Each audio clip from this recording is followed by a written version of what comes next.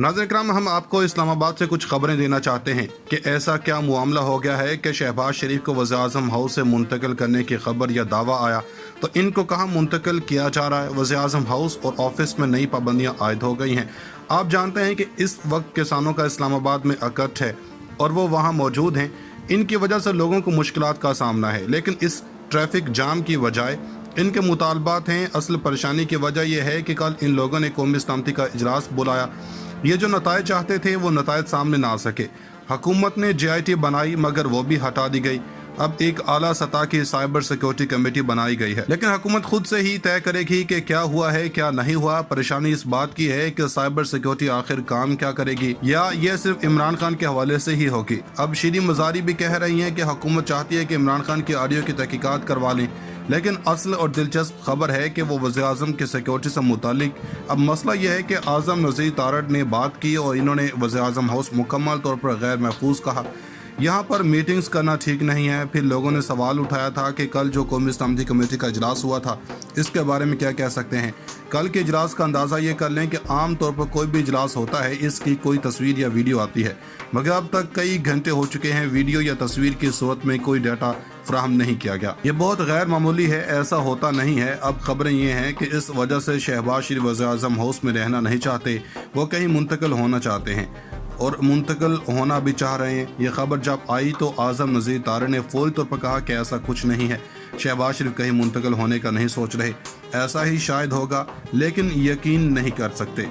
लेकिन दूसरी जानब फौरी तौर पर अंदाज़ा ये हुआ कि इसकी सिक्योरिटी IB के पास है। IB की सिक्योरिटी वालों के वज़ीर-ए-आज़म हाउस में स्मार्टफोन्स पर पाबंदी आयद कर दी गई है, यानी कि वज़ीर-ए-आज़म हाउस में IB वफाकी वज़रा पर भी स्मार्टफोन्स लाने पर पाबंदी आयद कर दी गई। वज़ीर-ए-आज़म ऑफिस और हाउस की सिक्योरिटी को नए SOPs के तहत मॉनिटर करना शुरू कर दिया गया।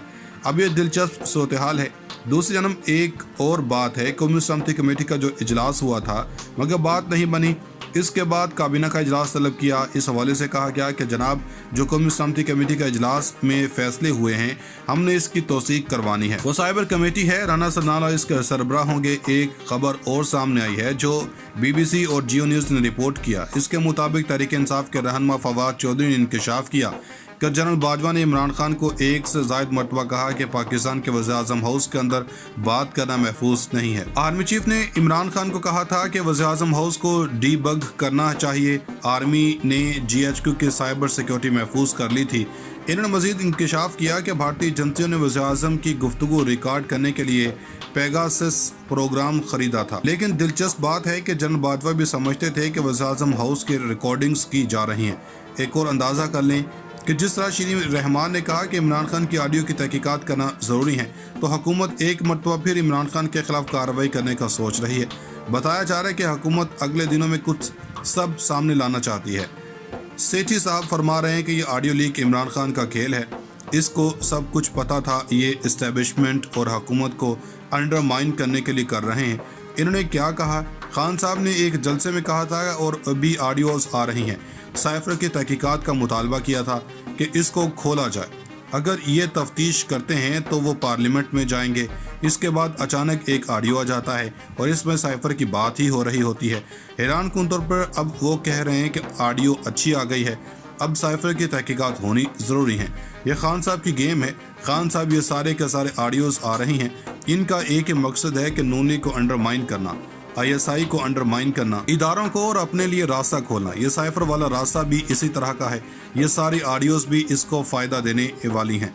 तीसरी ऑडियो भी है जिसमें कहा जा रहा है कि किसको चुनकर निकालना है। अब अदालत पर प्रेशर बढ़ गया है कि वो तो खुद साजिश कर रहे हैं, तो आप कैसे कह सकते हैं कि हम पार्लियामेंट में जाएं।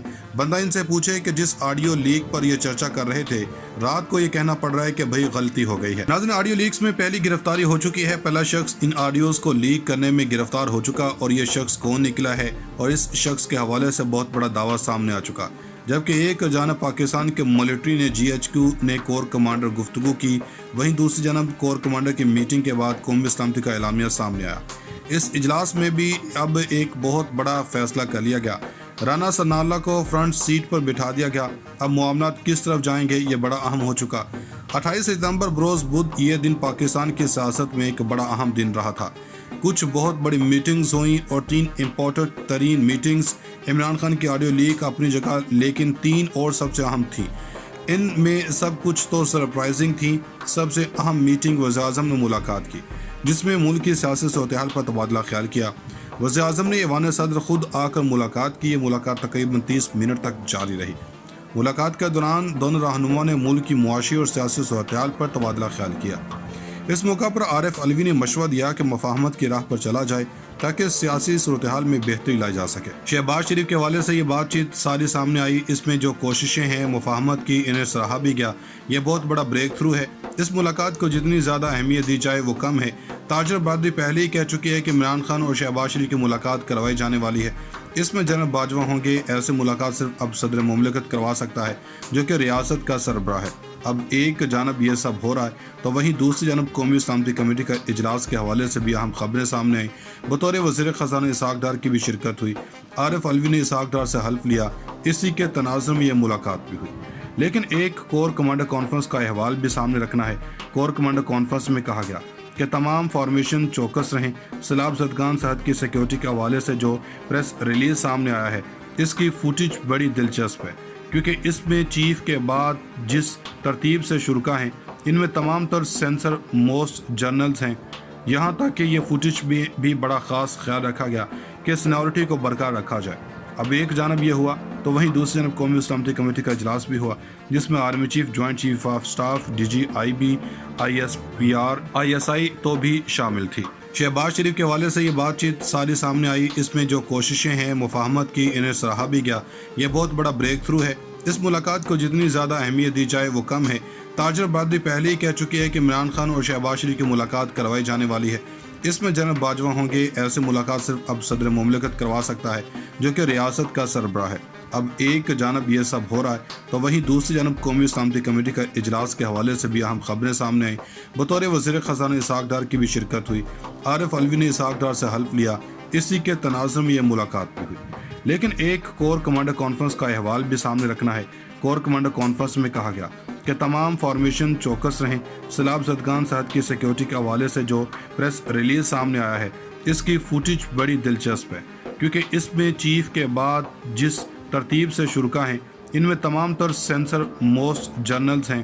یہاں تک کہ یہ فوٹیج بھی بڑا خاص خیال رکھا گیا کہ سینیورٹی کو برقرار رکھا جائے۔ اب ایک جانب یہ ہوا تو وہیں دوسری جانب قومی سلامتی کمیٹی کا اجلاس بھی ہوا، جس میں army chief, joint chief of staff, D G I B, ISPR، ISI تو بھی شامل تھی۔